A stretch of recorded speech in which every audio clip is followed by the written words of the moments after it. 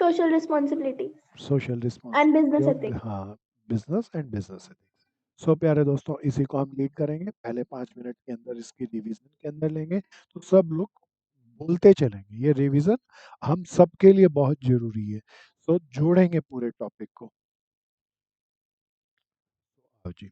Social responsibility of business, सबसे पहले हमने मीनिंग पढ़ा। मीनिंग के अंदर हमने कहा हम सोसाइटी से पैसा कमाते हैं, इसीलिए सोसाइटी के फेवर में हमें सारे काम करने चाहिए। फिर दूसरा कहा, हम जो भी बिजनेस के अंदर फैक्टर्स होते हैं, मैन, मटेरियल, मशीन, वो सारी सोसाइटी से मिलती है। तो अगर सोसाइटी खुश रहेगी, सोसाइटी को हम प्रॉपर रिवॉर्ड देंगे, तो सारी चीज़ें हमें अच्छी मिलेंगी। तो प्यारे दोस्तों, इसके बाद का अगला टॉपिक था इसके फेवर के अंदर आर्ग्यूमेंट। सोशल रिस्पॉन्सिबिलिटी का काम होना चाहिए। पहला टॉपिक था, ये बहुत बढ़िया सा क्वेश्चन है, लॉन्ग टर्म लॉन्ग क्वेश्चन आता है, और ये आता है इस चैप्टर का, यही फेमस क्वेश्चन है।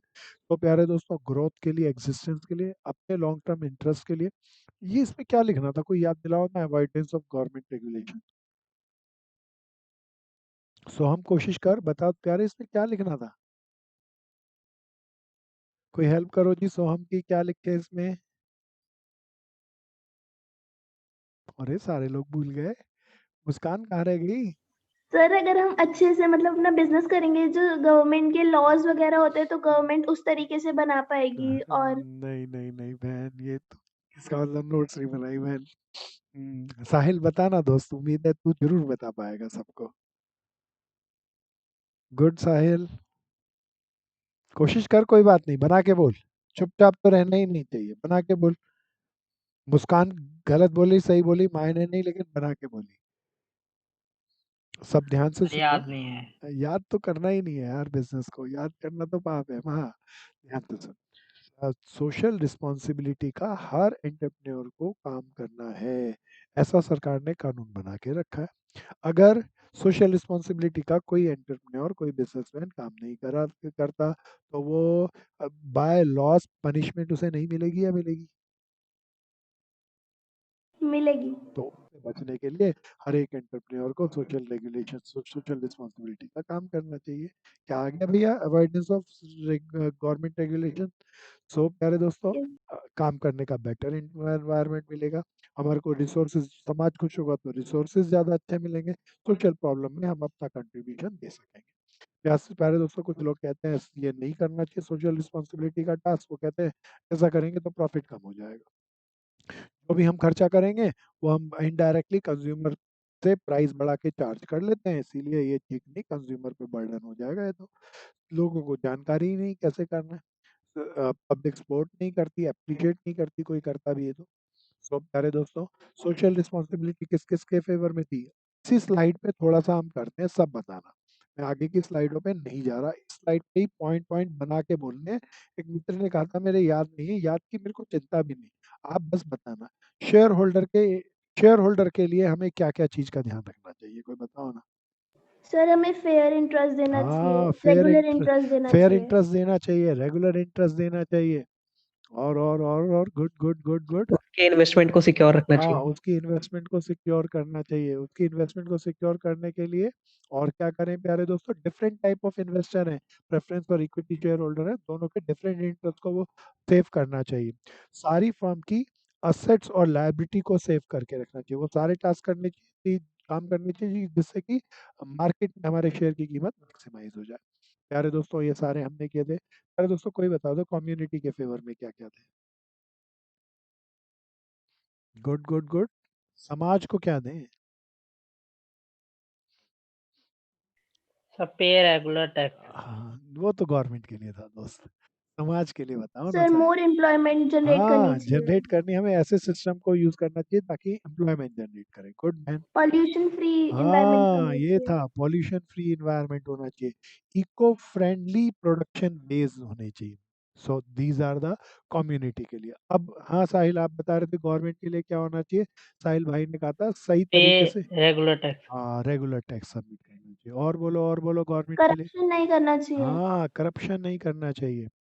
और बताओ, गवर्नमेंट जो भी प्लानिंग सर करे। रूल्स एंड रेगुलेशंस के हिसाब से हाँ, चलना चाहिए। रूल्स एंड रेगुलेशन, बहुत बढ़िया नमन। जो भी गवर्नमेंट ने रूल्स रेगुलेशन या लॉज बनाए, उन सबको फॉलो करना चाहिए। प्यारे दोस्तों सबको बताना है, कोशिश करना है बनाने की, डेवलप करने की। कंज्यूमर के लिए क्या-क्या ध्यान रखना चाहिए? राइट क्वांटिटी और क्वालिटी में कुछ हाँ, सही देने राइट चाहिए। क्वांटिटी में होना चाहिए। रीजनेबल प्राइसेस में। हाँ, राइट क्वालिटी में भी होना चाहिए। रीज़नेबल प्राइस लेना चाहिए। गुड, गुड, गुड और बोलो? रेगुलर सप्लाई होना चाहिए। हाँ, रेगुलर सप्लाई होना चाहिए। Good, good. नेक्स्ट एक और बोलो? इंफॉर्मेशन पूरी देनी चाहिए कंज्यूमर्स को। कंज्यूमर को अपनी गुड्स एंड सर्विसेज के बारे में पूरी इन्फॉर्मेशन देनी चाहिए। आखिरी एक रह गया, अगर कंज्यूमर की कोई ग्रीवियंसेस हो, कोई प्रॉब्लम हो, सो उसे सॉल्व करना चाहिए।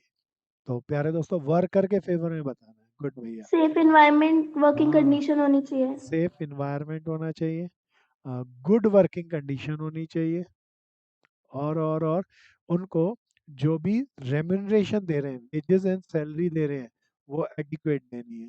नहीं मैक्सिमम देनी है, मिनिमम देनी है या एडिक्वेट देनी है? एडिक्वेट देनी है। हाँ, एडिक्वेट वेजेस एंड सैलरी। और वर्कर में काम करने पर बिलोंगिंगनेस फील आना चाहिए। तो दोस्तों ये सारे हमने पॉइंट रेज किए थे, तो ये देख लेना, हमने अभी सब डिस्कशन कर लिए सारे पॉइंट, शायद इससे भी एक आधे ज़्यादा हमने सबने यूज़ किए होंगे। तो प्यारे दोस्तों कम्युनिटी के फेवर में सारी ये अलग अलग ग्रुप्स के फेवर में हमने सोशल रिस्पॉन्सिबिलिटी का टास्क कैसे कर सकते हैं वो बात करी। पॉल्यूशन का मतलब कोई याद दिला दो? Keyword harmful harmful substance. Substances, हाँ एनवायरनमेंट के अंदर हम मिक्स कर लें, then this is called environmental pollution. चार भागों में बांट सकते हैं, पहला एयर पॉल्यूशन, दूसरा वाटर पॉल्यूशन, तीसरा लैंड पॉल्यूशन, चौथा नॉइस पॉल्यूशन। तो प्यारे दोस्तों चारों की हमने डेफिनेशन पढ़ी, फिर पढ़ा था ये पॉल्यूशन को कंट्रोल करने की क्यों जरूरत है, क्योंकि हेल्दी लाइफ नहीं होगी अगर कंट्रोल नहीं करेंगे, सेफ नहीं होगा एनवायरनमेंट हमारा, लॉसेस बहुत ज़्यादा होंगे अगर हम पॉल्यूशन को स्प्रेड आउट करेंगे। तो कोई बिजनेस, ये आखिरी इन इकोनॉमी के लिए नहीं, किसी बिजनेस के लिए, कोई बिजनेसमैन पॉल्यूशन कंट्रोल को नहीं करता तो उससे पब्लिक इमेज उसकी अच्छी नहीं बनेगी। तो प्यारे दोस्तों these are the four factor जिससे हमें पॉल्यूशन का कंट्रोल करना ही चाहिए। पॉल्यूशन कंट्रोल में क्या क्या करना चाहिए? तो प्यारे दोस्तों देखना, ये वाला किया था क्या हमने? कर लिया था, वैसे डिस्कशन किया था, पॉइंट वाइज नहीं किया। एक बार सब देखना। प्यारे दोस्तों पॉल्यूशन कंट्रोल करने के लिए हमने डिटेल चर्चा करी थी एक क्लास में कि भैया एयर पॉल्यूशन को कंट्रोल करने के लिए क्या क्या करना चाहिए, वाटर पॉल्यूशन को कंट्रोल करने के लिए, नॉइस पॉल्यूशन को क्या क्या करना चाहिए। अभी ये सबके लिए general, in general total pollution को, इन्वायरमेंटल पॉल्यूशन को कंट्रोल करने के लिए क्या क्या करना चाहिए। सबसे पहला काम, सबसे इम्पोर्टेंट है, इको फ्रेंडली एंड क्लीन और लो वेस्ट टेक्नोलॉजी। ऐसी टेक्नोलॉजी का इस्तेमाल करना चाहिए जो इको फ्रेंडली हो, इन्वायरमेंट के एडवर्स काम करती हो या फ्रेंडली इन्वायरमेंट के अकॉर्डिंग काम करती हो, कोई बताओ? इन्वायरमेंट के अकॉर्डिंग काम प्यारे करती है। दोस्तों जो हमारी टेक्नोलॉजी होनी चाहिए वो क्लीन होनी चाहिए ताकि वो हार्मफुल सब्सटेंस नहीं निकाले, और वेस्ट भी निकलता हो तो वेस्ट ज्यादा निकलना चाहिए या लो निकलना चाहिए? लो निकलना तो चाहिए। एक एक कीमती वर्ड है, इको फ्रेंडली एंड क्लीन और लो वेस्ट टेक्नोलॉजी का इस्तेमाल करना चाहिए। हालांकि इस वर्ड से मैं 3 पॉइंट जनरेट कर सकता हूँ। सो प्यारे दोस्तों मेरे पास लिखने की जगह कम थी तो मैं एक ही पॉइंट में कई कई चीज को लेकर आया। अच्छा बताओ, इंडस्ट्री के अंदर हमने तो सबसे पहले का टेक्नोलॉजी सही होनी चाहिए, टेक्नोलॉजी को अलग अलग तरीके से बता दिया पहले पॉइंट के अंदर। अच्छा जब भी किसी इंडस्ट्री में प्रोडक्शन करते हैं तो क्या उसका वेस्ट नहीं निकलता है या वेस्ट निकलता है? निकलता है। प्यारे दोस्तों बहुत उस निकलता है। वेस्ट को हमें ऐसे ही डक कर देना चाहिए लैंडफिल्स में या उसको मैनेज करना चाहिए? मैनेज करना हाँ, चाहिए। That is called waste management के अंदर रिसाइकलिंग होती है। वेस्ट को दोबारा से रिसाइकल करके हम प्रोडक्शन के अंदर हम अपनी यूटिलिटी में कन्वर्ट कर लेते हैं। प्यारे दोस्तों इसका मैं एक एग्जांपल देता हूँ, इसका बड़ा आजकल फेमस एग्जांपल है। दिल्ली के अंदर इन्वायरमेंटल पॉल्यूशन के अंदर एयर पॉल्यूशन अच्छा है या बहुत बुरा होता जा रहा है? बोलो बोलो सब बोलो, एयर पॉल्यूशन कम है बहुत दिल्ली बुरा। में? अब बहुत बहुत बुरा होता बुरा। है। ये एयर पॉल्यूशन, दिल्ली के एयर पॉल्यूशन को खराब करने के दो सबसे बड़े कारण, दो सबसे बड़े सर कारण। हरियाणा में जो फसलें जलती हैं तो ऑटोमोबाइल का। हरियाणा, यूपी, पंजाब के अंदर, राजस्थान में जो फसलें जलती है उसके कारण जो पराली का जो स्मॉग बनता है वो यहाँ पर आ जाता है, और ओजोन लेयर सर्दियों के अंदर नीचे आर्टिफिशियल बन जाती है तो लॉक हो जाता है सारा पॉल्यूशन। तो एक सबसे बड़ा कारण मेरे भाई ने बिल्कुल सही बताया। दूसरा बड़ा कारण दोस्तों एक और, ऑटोमोबाइल्स। मोबाइल्स नहीं दोस्त, मोबाइल है पर इतना बड़ा नहीं। Automobile sir. ऑटोमोबाइल, बिल्कुल। ऑटोमोबाइल दूसरा है। ओजोन लेयर बहुत ऑर्बिट के अंदर जाकर हमारी अर्थ के कॉर्नर पे जाकर बनती है। लेकिन सर्दियों के अंदर क्या होता है, जो हमारे ऑटोमोबाइल्स पेट्रोकेमिकल इंजेक्ट करते हैं, उसकी हार्मफुल गैसेस इंजेक्ट करते हैं, उससे आर्टिफिशियली जस्ट अर्थ के 5 to 10 किलोमीटर के ऊपर ही आर्टिफिशियल ओजोन लेयर बन जाती है, जिससे कि जो किसान लोग पराली जलाते हैं, उसका धुआं दिल्ली के अंदर एक चैम्बर बन के लॉक हो जाता है। प्यारे दोस्तों, यही हमारी सबसे बड़ी प्रॉब्लम है और ये दोनों फैक्टर मिलकर इस प्रॉब्लम को क्रिएट करते हैं। तो इन दोनों फैक्टरों को कंट्रोल करना हो तो इसमें सबसे पहला काम पराली का। कोई याद दिला दो, पराली को कंट्रोल करने के लिए गवर्नमेंट बहुत सारे काम कर रही है। उसके अंदर सबसे बड़ा टास्क है ये जो हमारा अभी चल रहा है, इंडस्ट्रियल वेस्ट या एग्रीकल्चर वेस्ट को रिसाइकल कर लेना। प्यारे दोस्तों, रिसाइकल करने की बहुत सारी टेक्नोलॉजी आजकल हालांकि इजाद हो रही है, जिसके अंदर से पूसा ने पूसा दिल्ली के अंदर एक बहुत नामी गिरामी इंस्टीट्यूट है। पूसा ने ही ग्रीन रेवोल्यूशन हुआ था 1970s के अंदर इंडिया के अंदर। तो पूसा पॉलिटेक्निक इंस्टीट्यूट जो कि करोल बाग के बेहद नियर बाय है, उसने ग्रेन्स की, व्हीट्स की, राइस की कुछ खास किस्म के उम्दा बीज बनाए थे जिनकी प्रोडक्शन बहुत ज़्यादा थी, जिसके कारण ग्रीन रेवोल्यूशन हुआ। उसी पूसा इंस्टीट्यूट ने एक टेक्नोलॉजी डेवलप करी, केमिकल डेवलप किया। उस केमिकल को अगर फार्मर अपने फार्म में, अपने खेत में स्प्रेड आउट कर ले पराली के बाद, धान की खेती को काटने के बाद, तो वो 10 to 15 डेज के अंदर सारी पराली को गलाकर आर्टिफिशियली उसको रिमूव कर देगा और उसको खाद में कन्वर्ट कर देगा। और वो खाद फार्मर्स के फर्दर नेक्स्ट प्रोडक्शन के अंदर, नेक्स्ट जो क्रॉप वो कल्टीवेट करेंगे उसमें काम आ जाएगी। तो इंडस्ट्रियल, और अब तो खाली पहले आता था इंडस्ट्रियल वेस्ट, अब तो इंडस्ट्रियल नहीं, फार्मिंग वेस्ट भी आना चाहिए। इंडस्ट्रियल और farming waste should be recycled. तो दिस इज वेरी इंपॉर्टेंट। तो एग्जाम्पल ये पूरा लिख के आना है, ये केस स्टडी बन के भी आ रही है। अरे दोस्तों, किस कौन से इंस्टीट्यूट ने डेवलप करी है ये technology? Pusa institute. Pusa institute ने। इसके अलावा एक चीज और, ये तो अभी रिसेंटली हुई है टेक्नोलॉजी डेवलप, इसीलिए दिल्ली के अंदर सरकार ने, दिल्ली गवर्नमेंट ने इसको, जो केमिकल है, सारे फार्मर को दिल्ली सरकार ने कहा हम फ्री ऑफ कॉस्ट देंगे। तो ये तो दिल्ली की कहानी हुई। लेकिन अभी हरियाणा में और पंजाब में सबसे ज्यादा फसल होती है और वहां पर इस तरीके का इस्तेमाल नहीं कर रहे, वहां पर एक दूसरी टेक्नोलॉजी वहाँ की स्टेट गवर्नमेंट कर रही है। प्यारे दोस्तों, वहाँ की स्टेट गवर्नमेंट कहती है कि उन्होंने एक अलग तरह के इक्विपमेंट्स लगाए, जब आपके खेत में धान कट जाए तो पराली का जो अ, बच जाएगा वेस्ट, सरकार अपने इक्विपमेंट के साथ आएगी और सारे इक्विपमेंट को, वो सारी पराली को काट कर ले जाएगी। वो वो कुछ फैक्ट्री वाले खरीद लेंगे और उस वेस्ट क्रॉप से पेपर्स बनाएंगे। क्या बनाएंगे प्यारे दोस्तों? पेपर्स बनाएंगे, पेपर्स। जिस पे आप और हम लिख सकेंगे। तो प्यारे दोस्तों, तो ये बेच सकेगी सरकार उन फैक्ट्री वालों को। तो ये भी अपना यही तरीका है। इंडस्ट्रियल और farming waste should be recycle हो जाए, काम में आ जाए, किसी के भी काम में आ जाए, तो वो यूटिलिटी डेवलप कर जाएगी, हमारे लिए वेस्ट नहीं होगी, इकोनॉमिक, हमारे इन्वायरमेंट को इंटरप्ट नहीं करेगी। प्यारे दोस्तों, पहली बात करी टेक्नोलॉजी की, दूसरी बात करी वेस्ट मैनेजमेंट की। वेस्ट मैनेजमेंट को लेकर मैंने नोएडा का भी एक एग्जांपल दिया था।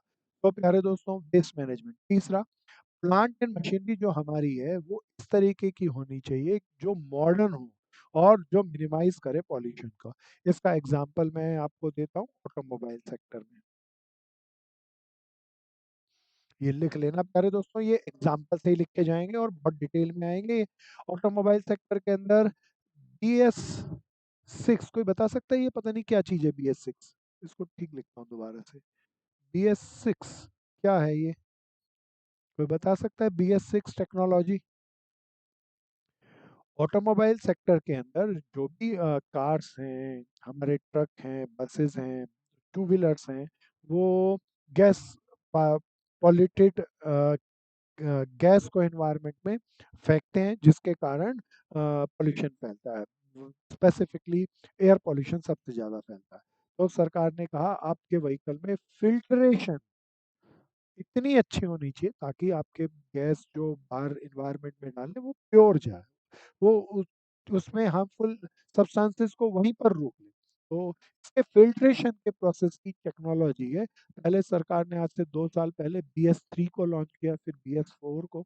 अभी दिल्ली में हालत ज़्यादा खराब होने लगी तो सरकार ने सडन BS6 पॉलिसी को लागू कर दिया। तो इसके अंदर ऑटोमोबाइल्स के अंदर हम इस तरह के साइलेंसर लगाएंगे, इस तरह के एब्जॉर्बेंट लगा रहे हैं सारी कंपनियां, जिससे कि वो हार्मफुल गैसेस सब्सटेंस नहीं कर सकें इन्वायरमेंट। तो प्यारे दोस्तों, plant and machinery should be modernise. तो इसका एग्जांपल, प्यारे दोस्तों, industrial waste should be manage, पूछा। फिर लो टेक्नोलॉजी हमारी ऐसी होनी चाहिए जो इको फ्रेंडली हो, क्लीन हो, लो वेस्ट की हो। प्यारे दोस्तों, चौथा, the business house should be comply with laws and regulation. प्यारे दोस्तों, जो भी बिजनेस हाउसेज हैं, हम सबको कहेंगे तो सब लोग तो नहीं मानेंगे कि इको फ्रेंडली बनो, वेस्ट मैनेजमेंट करो। तो सरकार क्या करे, उनके against strict laws and regulation बना दे, स्ट्रिक्ट लॉज बनाए, और वो स्ट्रिक्ट लॉ को फॉलो करे, बाय फोर्स फॉलो करवाए। अच्छा, कोई मुझे बताओ, कानून दुनिया मानती है या मनाना पड़ता है? बनाना पड़ता है। बनाना पड़ता बहुत है। बढ़िया, आप एक्सपीरियंस होंगे। अभी क्या था, दिल्ली के अंदर कोरोना चल रहा है, थर्ड वेव ऐसा लग रहा है कि आ गई कोरोना की। मीडिया के अंदर भी ये बातचीत चल रही है। तो प्यारे दोस्तों, सरकार ने कहा मास्क पहन लो, किसी ने नहीं पहने, 500 रुपये फाइन कर दिया, कुछ लोगों ने पहनने शुरू कर दिए। अरे दोस्तों, 3 दिन पहले सरकार ने न्यू अनाउंसमेंट करी, बोले 2,000 रुपये का फाइन है। सब लोगों ने मास्क पहन लिए। तो लॉ को इम्प्लीमेंट भी करना जरूरी है, बाय फोर्स जरूरी होता है। तो प्यारे दोस्तों, तो हमारे लॉज को इम्प्लीमेंट कराने का बाय फोर्स मैकेनिज्म होना चाहिए। तो प्यारे दोस्तों, फिफ्थ वन इज, इन्वायरमेंट को क्लीन करने के लिए पॉजिटिव स्टेप करने चाहिए। पॉजिटिव स्टेप के अंदर कोई बताओ, पेड़ छोड़ने चाहिए या उगाने चाहिए? उगाने चाहिए। रिवर के अंदर गंदगी फैलानी चाहिए या क्लीन रिवर रखनी चाहिए?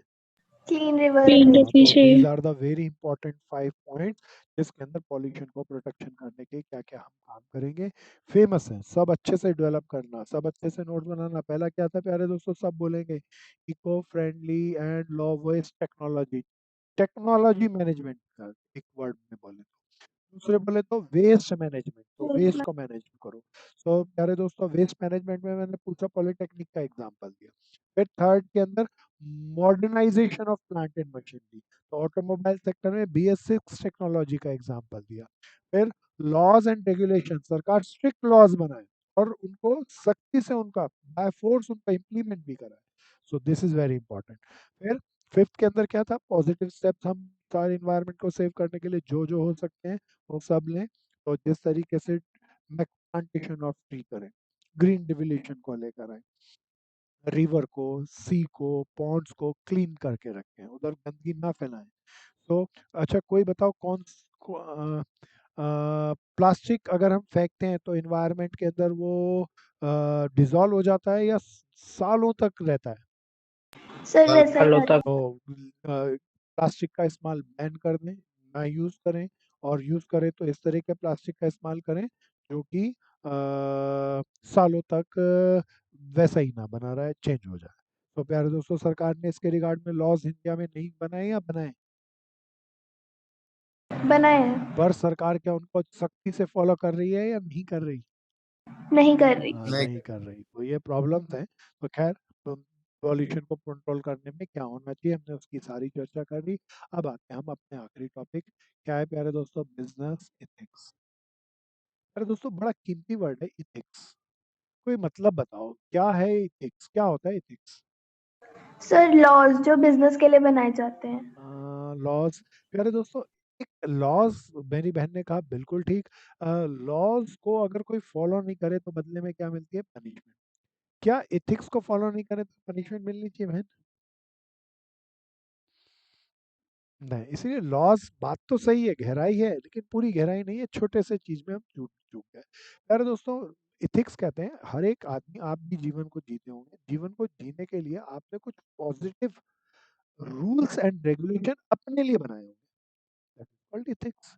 प्यारे दोस्तों, इसी तरीके से हर एक बिजनेस एंटरप्रेन्योर अपने बिजनेस को गवर्न करने के लिए, अपने बिजनेस को अच्छी तरीके से नेगेटिव आइडिया के साथ नहीं, पॉजिटिव एप्टीट्यूड के साथ बिजनेस को गवर्न करने के लिए, कंट्रोल करने के लिए, बिजनेस में प्रॉफिट करने के लिए, वर्क करने के लिए जो रूल्स एंड रेगुलेशन बनाते हैं, that is called ethics.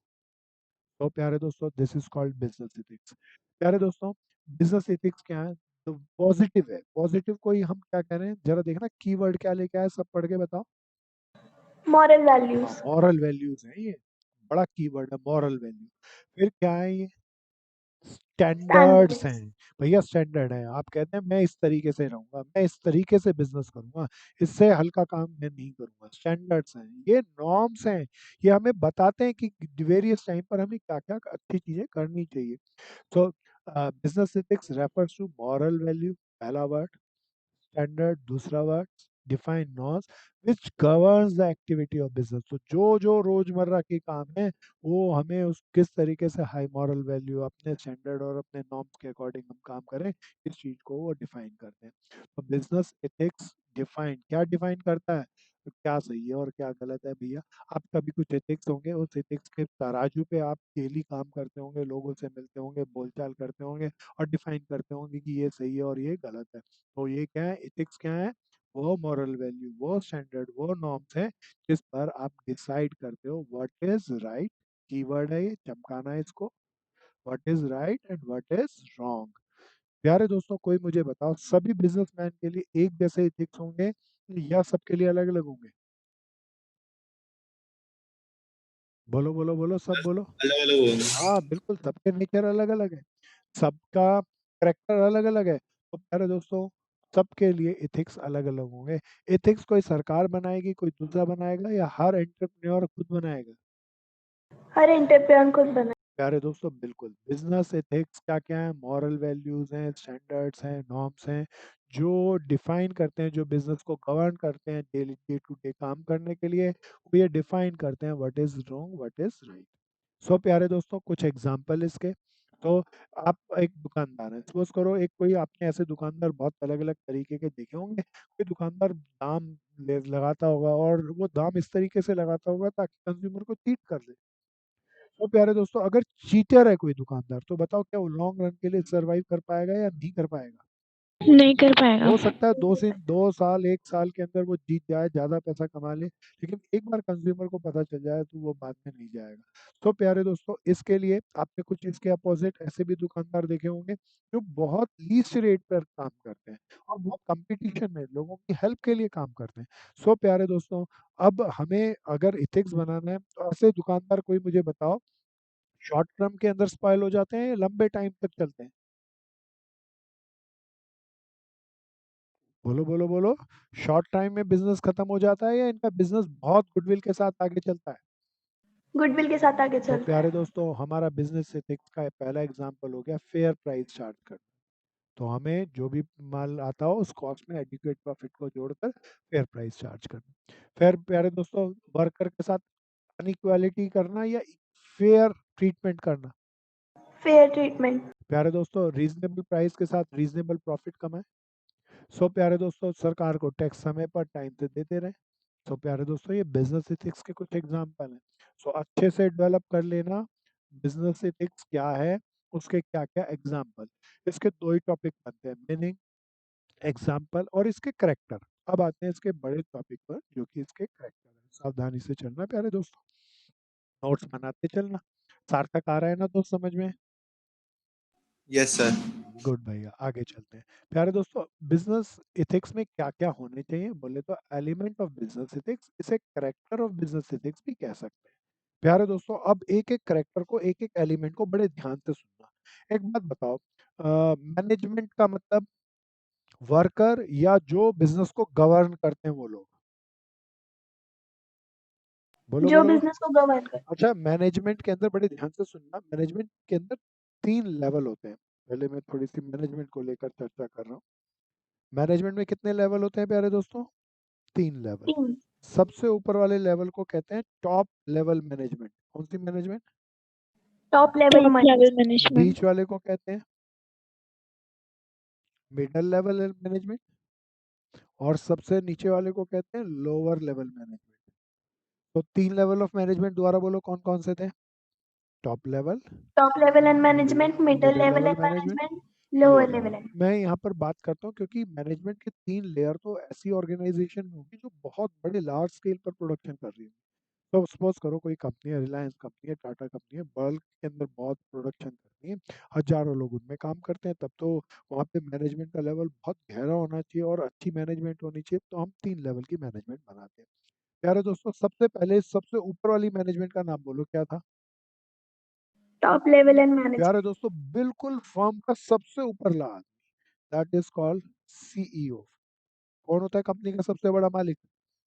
CEO. CEO, full form बता दो कोई।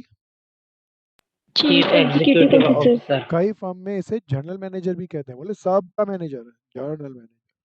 तो that is called top level management. प्यारे दोस्तों, सपोज करो रिलायंस है, रिलायंस में कोई सपोज करो कोई प्रोडक्ट बनाया, कोई फोन बनाया। तो प्यारे दोस्तों, उसके अलग अलग डिपार्टमेंट हो गए। कोई परचेज डिपार्टमेंट होता होगा जो माल खरीदता होगा, प्रोडक्शन डिपार्टमेंट माल बनाता होगा, सेल डिपार्टमेंट सेल का काम करता होगा, तो अकाउंट डिपार्टमेंट अकाउंट्स को संभालता होगा।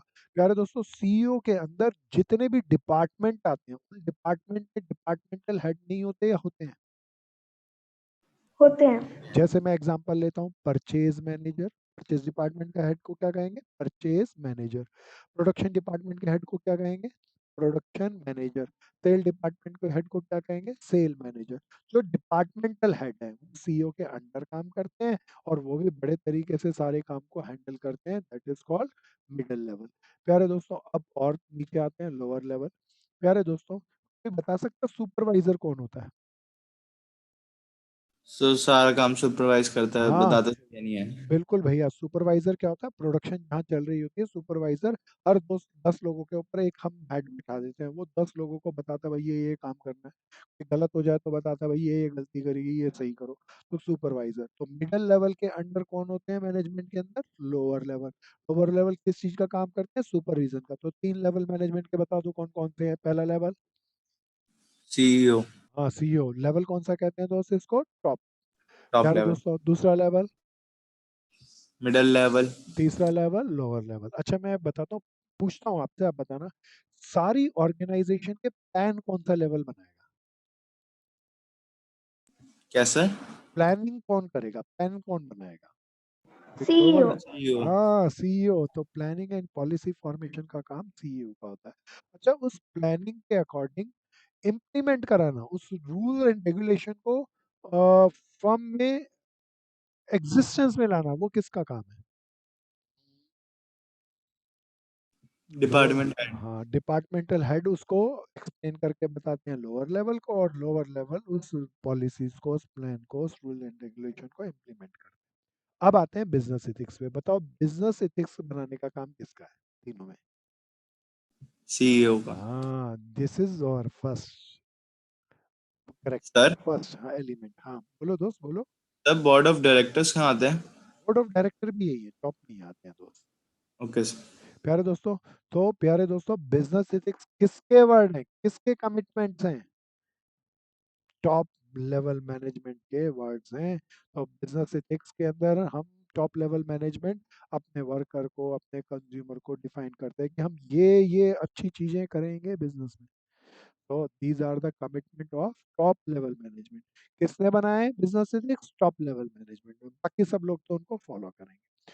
प्यारे दोस्तों, अच्छा, बिजनेस एथिक्स बना लिया हमने। सपोज करो, जैसे मैं एग्जांपल देता हूँ, सपोज करो आप एक दुकानदार हैं, करोल बाग के अंदर आपके अजमल खान रोड पे बहुत बड़ा शोरूम है। आपने कहा एडिक्वेट प्राइस रखेंगे।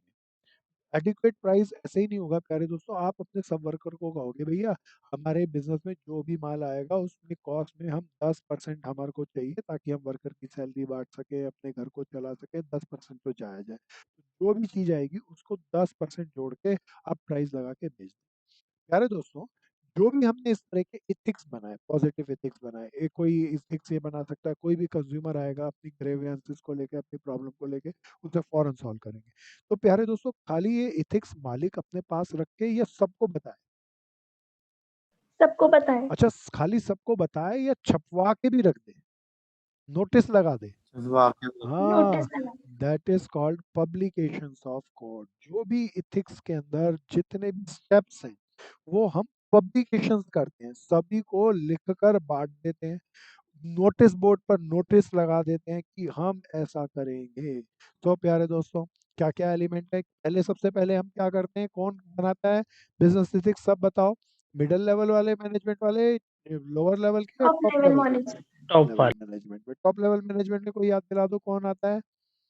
सीईओ। सीईओ। एक मेरे भाई ने भी नया नाम बोला था, वो बहुत अच्छा नाम था, कोई नाम बताओ? Board of directors. तो प्यारे दोस्तों, फिर जो भी हमने स्टेप्स बनाए एथिक्स के, उसको पब्लिकेशन भी करना जरूरी है। पब्लिकेशन का मतलब अलग अलग डिपार्टमेंट में, अलग अलग जगह पर सबको रिटर्न में भेजो, सब डिपार्टमेंट में नोटिस लगा के रखो। सो प्यारे दोस्तों, establish compliance mechanism. Business ethics के अंदर सबसे बड़ी इंपॉर्टेंट बात ये है, अगर कोई बताओ, हाँ, अपन सभी लोग या सभी एंटरप्रेन्योर, सभी बिजनेसमैन देवता हैं या इंसान हैं? सब बताओ। इंसान है, ज्ञान गलती नहीं होगी या होगी? होगी। तो होगी। गलती अगर हो जाए तो उसे रेक्टिफाइड कैसे करें, उसे ठीक कैसे करें ताकि किसी को भी प्रॉब्लम ना हो? This is very important. तो apply, establish the compliance mechanism. कोई भी प्रॉब्लम हो जाए, कोई भी गलती हो जाए, किसी की भी एरर आए, कोई भी कंप्लेंट आए, तो उसे कैसे सॉर्ट आउट करेंगे, उसे कैसे सही करेंगे, इसके पूरे स्टेप्स बना लें, पूरा सिस्टम बना लें। प्यारे दोस्तों, बिजनेस एथिक्स बनाता है टॉप लेवल। बताओ, फॉलो कैसे करना चाहिए, खाली टॉप लेवल को या सारे लोगों को? सारे सभी लोग को। अच्छा, सीईओ अपने घर बैठ के बिजनेस एथिक्स बनाते हैं या सबसे डिस्कशन करके बनाए? डिस्कशन करके। अगर खुद बनाएगा तो हो सकता है सब फॉलो नहीं करें। तो प्यारे दोस्तों, इसको बनाने में और इसको फॉलो करने में एम्प्लॉयमेंट का इन्वॉल्वमेंट नहीं होना चाहिए, होना चाहिए? एम्प्लॉयज का इन्वॉल्वमेंट नहीं होना चाहिए, होना चाहिए? होना चाहिए। प्यारे दोस्तों, एक एक करके हम दोबारा से करते हैं। ये प्रोसेस ऑफ बिजनेस एथिक्स भी कह सकते हैं, करेक्टर भी कह सकते हैं, एलिमेंट भी कह सकते हैं। सबसे पहला, बिजनेस एथिक्स कौन बनाता है? Top level management. फिर उसे क्या करता है? पब्लिसाइज करता है, नोटिस बोर्ड पे इम्पोज करता है, सबको लेटर्स लिखता है ताकि वो सारे रूल्स रेगुलेशन जो एथिक्स में हमने बनाए वो सबके पास तक पता चल जाए, सबको अवेयरनेस हो जाए। फिर कोई भी एरर आ जाए, कोई भी चीज गलत आ जाए, कोई भी कंप्लेंट आ जाए, तो उसे हम कैसे रेक्टिफाइड करेंगे, उसका मैकेनिज्म होना चाहिए। इस सारे एथिक्स को डेवलप करने में, फॉलो करने में एम्प्लॉय की, वर्कर्स की कंट्रीब्यूशन होना चाहिए, उनका इन्वॉल्वमेंट होना चाहिए। प्यारे दोस्तों, मान लो एथिक्स बनाए आपने, आपने 8-10 एथिक्स बना लिए, भाई वर्कर आएगा तो उसका ध्यान रखेंगे, वर्कर को गुड वर्किंग कंडीशन देंगे, एडिक्वेट सैलरी देंगे, प्राइस एडिक्वेट रखेंगे। आपने सब एथिक्स बना लिए, लेकिन आप साल के एंड में चेक ही नहीं कर रहे किसी को फॉलो किया गया, किसको नहीं फॉलो किया गया। तो क्या एथिक्स अप्लाई अच्छे से हो पाएंगे या नहीं हो पाएंगे? नहीं हो पाएंगे। तो साल के एंड में जो भी एथिक्स बनाए उसको कितनी तरीके से, कितनी डेप्थनेस के साथ हमने उसको फॉलो किया या नहीं फॉलो किया, उसके रिजल्ट्स को एनालाइज करना, और तब अगले साल के लिए नए प्लान्स एंड पॉलिसीज में नए एथिक्स को डेवलप करना। 5 स्टेप्स हैं एथिक्स के प्रोसेस में। एथिक्स प्रोसेस कह लो, एथिक्स के एलिमेंट्स कह लो, एथिक्स के करेक्टर कह लो। सब बताओ, पहला क्या करेंगे, कौन बनाएगा? टॉप लेवल मैनेजमेंट फिर वो बनाकर क्या करेंगे? उसको पब्लिश पब्लिश करवाएंगे, करेंगे, नोट्स नोटिस लगे। लगा देंगे, सबको कम्युनिकेट करेंगे। ये पब्लिकेशन कुछ लोगों के पास होना चाहिए या सबके पास जाना चाहिए? सबके पास जाना सबके चाहिए। पास इंफॉर्मेशन होनी चाहिए। फिर कि कंप्लायंस, कंप्लेंट आ जाए तो उसको रेक्टिफाइड करने का मैकेनिज्म होना चाहिए। इस पूरे प्रोसेस में, क्योंकि बिजनेस एथिक्स को सबसे ज्यादा हमारे वर्कर फॉलो करते हैं, तो उनकी इन्वॉल्वमेंट होनी चाहिए, उनको बनाने में, उनको यूज करने में। तो प्यारे दोस्तों, फिर आखिरी में जो भी साल के दौरान हमने एथिक्स बनाया उसको कितनी एफिशिएंसी से, कितनी एबिलिटी के साथ फॉलो किया, इसको चेक करना चाहिए। That is called measuring results. तो हम कितने इफेक्टिव रहे या नहीं रहे। तो अच्छी चीजें तो साल के बिगिनिंग में बैठ के कोई भी बच्चा पढ़ने वाला बहुत अच्छे अच्छे एथिक्स बनाता है पढ़ाई को लेकर, ये बनाएंगे, ये करेंगे, ये करेंगे, और वो कितना कर पाता है, that is a different thing. तो साल के एंड में एनालाइज कर लिया ताकि कम से कम जो साल गया उसमें गलती कोई हो गई तो अगले साल में हम उसको सही कर लेंगे। तो अमेजिंग रिजल्ट्स। तो कितने स्टेप्स हो गए प्यारे दोस्तों, एक या पांच? 5। 5 स्टेप्स में हम पूरे बिजनेस के एथिक्स को डेवलप करते हैं। प्यारे दोस्तों, बिजनेस एथिक्स के अंदर यही 2 टॉपिक हैं। पहला टॉपिक था मीनिंग, एग्जाम्पल। दूसरा, बिजनेस एथिक्स का प्रोसेस या एलिमेंट्स क्या क्या है, बिजनेस एथिक्स कैसे बनते हैं। फिर दोस्तों मैनेजमेंट के सारे टाइप पूरे लिख लेना, चार्ट बना लेना ट्रायंगल वाला। बाकी सब चीजें बहुत मजेदार हैं। आइए इसकी कुछ केस स्टडी पे चलते हैं। बहुत अच्छी केस स्टडी है, सब बताना। केस स्टडी बड़ी आती है, डायरेक्ट क्वेश्चन आते हैं, वो तो बड़े मजेदार होते हैं, नोट से हो जाएंगे। केस स्टडी की हमें खास प्रैक्टिस करनी पड़ेगी। तो कुछ मैं केस स्टडी आपके सामने लेके आया, सब ध्यान से सुनना। MNO limited, a renewed computer follows the vision of mm, reaching new heights with its people on its side। तो ये रिन्यूड कर रही है, रेनोवेशन चल रहा है यहाँ पे। रिन्यूड कंप्यूटर, तो कंप्यूटर टेक्नोलॉजी जो पुरानी, मतलब कंप्यूटर टेक्नोलॉजी सेम रहती है या बदलती रहती है? बदलती रहती है। तो उसके अकॉर्डिंग अपने आप के सारे नए इक्विपमेंट, नई टेक्नोलॉजी से अपने आप को एनरिच कर रही है। Reaching new height with its people on it's side. अब ये क्या चाहती है कि किस क्यों कर रही है कंप्यूटराइजेशन अपने ऑर्गेनाइजेशन का? ये new height with the people, सब लोगों से, अपने जो कंज्यूमर है उससे इंटरेक्शन करना चाहते होंगे, तो कंप्यूटर सिस्टम लगा दी। It not only provide quality products but also provide the various facility to employ। अब तक कंप्यूटर के कंप्यूटराइजेशन से क्या हुआ, क्वालिटी तो बहुत बढ़िया हो ही गई, लेकिन वर्कर्स के लिए भी हमारी बहुत सारी फैसिलिटी हो गई। For 5 year of service. तो कितने साल की लाइफ है ये हमारे इन सिस्टम की? 5 5 साल। years। 5 years। It also provide computer skill to youth in remote area for free। अच्छा, अब हम ये और कम काम करते हैं कि भैया रिमोट एरिया में जो भी लोग हैं, यूथ हैं, उनको सिखाने का भी काम करते हैं। ये बताओ, ये जो बाद वाली लाइन है ये क्या है? सोशल रिस्पॉन्सिबिलिटी की लाइन है ना भैया। यस। हम यूथ को भी कंप्यूटर स्किल्स दे रहे हैं और फ्री ऑफ कॉस्ट दे रहे हैं। So, what according to you are the business ethics for this company? अब तुम बताओ इसके क्या बिजनेस एथिक्स? बिजनेस एथिक्स बनाने चुन चुन के। Provide good quality of goods. हाँ प्यारे दोस्तों, देखना मैं भी इसको लिखता हूँ, अंडरलाइन करता हूँ इस कीमती वर्ड को। इसने कहा था क्वालिटी प्रोडक्ट। और बोलो, बहुत बढ़िया बहन। Facilities to its employees for 5 हाँ, years। तो प्यारे दोस्तों, जब तक उसकी लाइफ है उसकी फैसिलिटीज प्रोवाइड कर रहे हैं वो किसको? To its employees. प्यारे दोस्तों अब आगे चलते हैं। प्यारे दोस्तों, सोशल रिस्पॉन्सिबिलिटी का बहुत काम है। कहते हैं किस किस ग्रुप के लिए it is it is fulfilling it's social responsibility toward the which interested group. पहले बताओ, क्या सोशल रिस्पॉन्सिबिलिटी फुलफिल हुई है? हाँ बिल्कुल हुई है। कौन कौन से ग्रुप के लिए? Community, consumer. कंज्यूमर, हाँ गुड। कंज्यूमर, कंज्यूमर क्यों? वर्कर्स, कंज्यूमर क्यों? Good good good. Good qualities हाँ, product, good quality product, good. और बोलो। एम्प्लॉयज, एम्प्लॉयज, वर्कर कह लूँ। वर्कर के लिए क्यों? Provide 5 work. year सर्विसेज, हाँ बहुत बढ़िया। और कम्युनिटी, कम्युनिटी के लिए, वो बहुत बढ़िया है। क्यों कम्युनिटी के लिए? क्योंकि हाँ, free computer free education. Computer. तो प्यारे दोस्तों, दिस इज वेरी इंपॉर्टेंट। देखना कितना मजेदार सा है। 6 मार्क का आया, जब भी एक केस स्टडी आई बिल्कुल आसान सी है, बिल्कुल मजेदार सी है। सावधानी से अच्छे से डेवलप करते रहना है, बढ़िया से बनाना है। फिर देखना,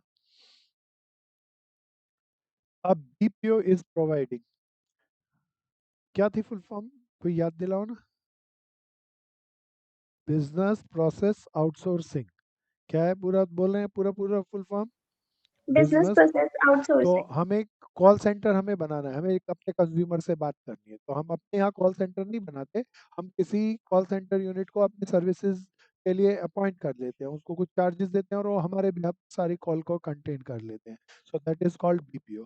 BPO इज प्रोवाइडिंग। अब ये BPO जो है वो सातों दिन 24 घंटे handling the consumer queries and grievances, but in this process it is making its employee work for 16 hour a day. अच्छा, BPO में अब जरा ध्यान से सुनना।